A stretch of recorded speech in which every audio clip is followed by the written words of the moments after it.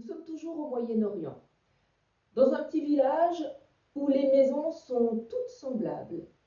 Elles sont toutes couleur de sable, serrées les unes contre les autres, parfois séparées par une étroite ruelle. Ce sont des maisons aux toits plats, des toits terrasses comme on dit, des toits sur lesquels on fait sécher le linge, ou les oignons, ou les figues. Dans ce village, la plupart des habitants sont des paysans. Dans les champs alentours, on fait pousser de l'orge, du blé, des courgettes, des poivrons, des tomates.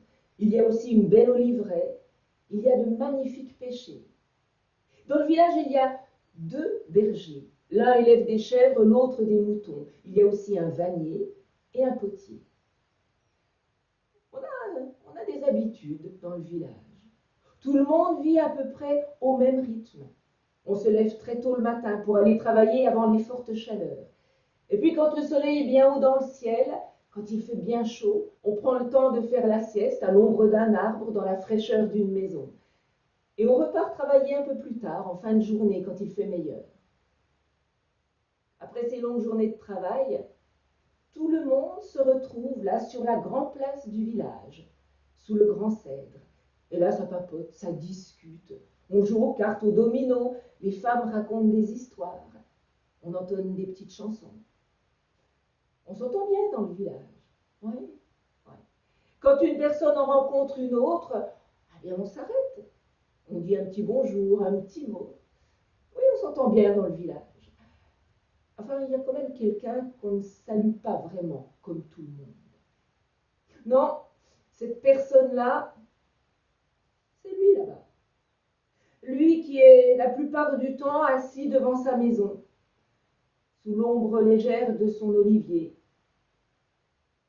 Celui-là, c'est Nasreddin. Nasreddin, c'est un drôle de bonhomme. Ça ne fait pas très longtemps qu'il est dans le village. Mais alors il passe le plus clair de son temps assis devant sa maison à siroter son thé à la menthe, à jouer de l'oud et puis à rêver. À rêver parce qu'il se dit un peu poète. Alors il a besoin de laisser divaguer son imagination. Un jour, tout le monde était parti travailler, le village était quasiment désert, et Nasreddin avait eu l'idée de repeindre la façade de sa maison, avec de jolies couleurs. Il avait peint une magnifique fresque. Il était content, et il était fier de lui.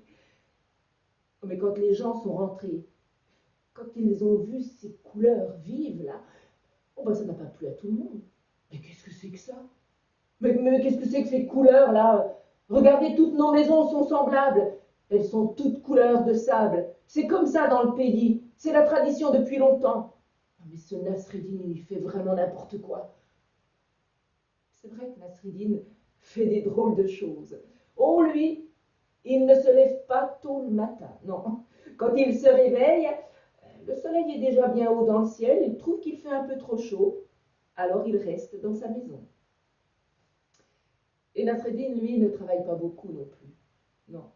Non, il cultive juste un petit carré de terrain, là, à côté de sa maison, pour faire pousser quelques légumes. Ça lui suffit. Il travaille quand même de temps en temps pour gagner un petit peu d'argent. Il donne un coup de main aux bergers pour rassembler leurs troupeaux. Il accompagne le potier aussi pour transporter ses poteries au marché. C'est comme ça qu'il gagne un peu d'argent, mais pas beaucoup, pas beaucoup. Non, il n'a pas l'ambition d'être riche, Nasreddin. C'est pour ça d'ailleurs qu'on le voit traîner dans la rue, la plupart du temps habillé d'une vieille djellaba, ses babouches trouées. Et quand on lui fait la remarque, eh bien, il répond tout simplement: et alors? Moi, je sais me contenter de ce que j'ai. Et de toute façon, j'ai quelque chose sur le dos, c'est l'essentiel. Dans la vie, l'apparence, ça n'a pas beaucoup d'importance pour moi. Bon, ceci dit, quand il part au marché, habillé comme il l'est, eh ben, les vieilles sont là sur les pas de porte à chuchoter dans son dos: mais regardez-moi ça, mais vous l'avez vu là, qui part à la ville habillé comme ça? Mais il fait honte au village. Il fait honte au village, cet homme-là. Et c'est vrai que le soir, quand il vient discuter là sur la place du village, quand il vient discuter avec les autres, eh ben souvent on l'envoie balader. Ah, mais tais-toi, toi. Ben d'abord, quand tu travailleras comme tout le monde, eh ben, tu donneras ton mot, mais tais-toi. Non, mais l'écoutez pas. Il a des drôles d'idées, cet homme-là. Il est un peu bizarre. Un jour, il en a discuté avec un des bergers. C'est à peu près la seule personne avec laquelle il peut encore discuter. Et le berger lui a dit, mais oui, tu ne comprends pas, Nasreddin.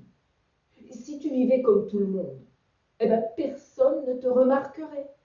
Et puis on me dirait bonjour, on discuterait avec toi. Sauf que, évidemment, tu ne vis pas comme nous. Alors qu'est-ce que tu veux? Les gens, ils n'aiment pas ça. Ça les énerve. Et puis je vais te dire une chose. Les gens, tu sais ce qu'ils disent? Ils disent que tu te comportes de cette façon-là pour te faire mousser, pour faire le malin, pour faire ton intéressant. Voilà ce que les gens disent. Et je ne fais pas ça pour être intéressant, pour faire le malin. Je vis tout simplement comme j'ai envie de vivre. Je vis tout simplement comme je suis. Voilà tout. Bon, Nasreddin n'a pas continué la discussion parce qu'il voyait bien qu'il n'arrivait pas à se faire comprendre. Et voilà qu'un jour, Nasreddin était dans sa maison. Quand il a entendu du bruit sur le toit terrasse de sa maison.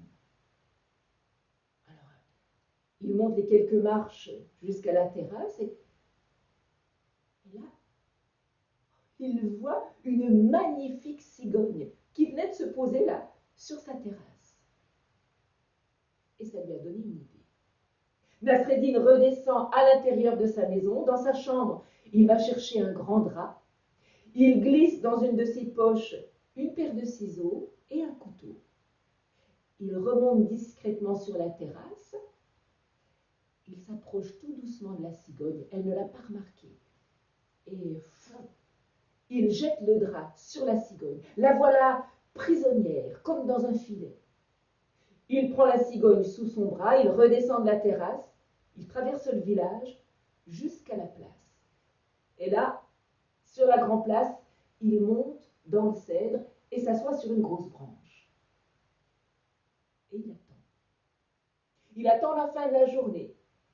Bientôt le soleil commence à décliner à l'horizon et petit à petit Nasreddin voit arriver les vieux et les enfants, puis les hommes et enfin les femmes. Elle faisait la vaisselle. Bientôt tout le monde est là. Là, sur la place du village, et on discute, et ça papote, et ça rigole. Et quand tout d'un coup, un enfant s'écrie « Oh, oh, regardez, il y a des petits papillons blancs, des petits papillons noirs. » Mais non, non, ce sont des petits bouts de plumes, des petits bouts de plumes qui tombent du ciel. Mais qu'est-ce que tu fais là, Nasreddin, avec cette cigogne sous le bras? Nasreddin, la cigogne toujours sous son bras, sa paire de ciseaux dans la main, est en train de couper en petits morceaux les plumes des ailes de la cigogne. Et il coupe, il coupe, il coupe, il coupe, il coupe. Si bien qu'au bout d'un moment, la pauvre cigogne n'a plus une seule plume sur ses ailes. Il range sa paire de ciseaux dans sa poche, il en ressort son couteau. Non mais attends, qu'est-ce que tu vas faire, là, Nasreddin? Arrête! Tu vas quand même pas couper les ailes de cette pauvre cigogne. Comment ça?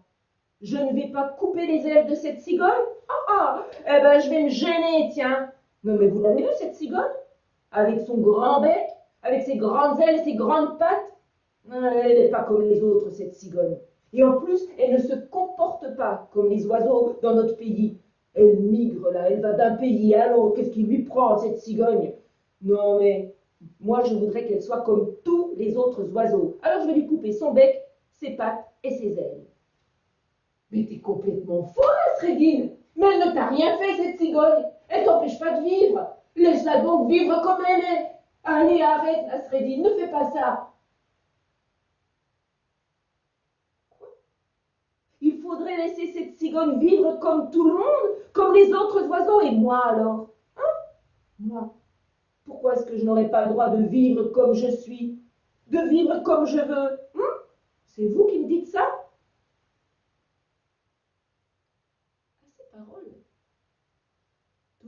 a baissé la tête. Et personne n'a rien répondu.